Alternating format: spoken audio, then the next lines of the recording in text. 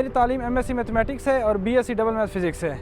और मैंने बहुत सारे टेस्ट दिए हैं बहुत सारे अदारों में, लेकिन अभी तक किसी में अच्छा रिस्पांस नहीं आया।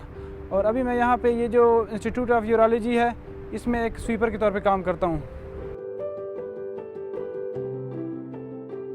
मैंने अभी तक 3 साल हो गए, जहाँ भी जॉब आती है किसी भी डिपार्टमेंट में आती है मैं वहाँ अप्लाई करता रहता हूँ। केपीके में टीचिंग की पोस्टें आई हैं 3-4 साल, मैंने 3-4 साल अपने वहाँ पे अप्लाई किया हुआ है, एनटीएस के थ्रू, ईटा के थ्रू, और बहुत सारे और टेस्ट मैंने दिए हैं। लेक्चरशिप का भी मैंने एग्ज़ाम दिया हुआ है और बहुत सारे और भी टेस्ट दिए। मैं सुप्रीम कोर्ट में भी मुख्तलिफ वैकेंसीज आई थी, उसमें मैंने अप्लाई किया हुआ था। जी, कहीं से कोई रिस्पॉन्स नहीं है, कोई रिज़ल्ट ज़ीरो है बिल्कुल।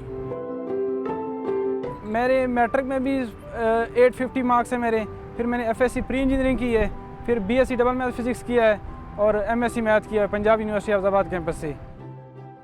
यहाँ की जो जॉब है वो डेली वेजेस पे है। हमारे डेली हमें 500 रुपये मिलता है, तो ये मंथ का हमें 14,000 मिलता है। और वो भी बस क्या करें, हमारी राइश अपनी होती है, ठीक है, खाना पीना, तो वो राइश और खाने पीने में वही सारे लग जाते हैं, तो घर में हम जो है कुछ भी नहीं बेच सकते।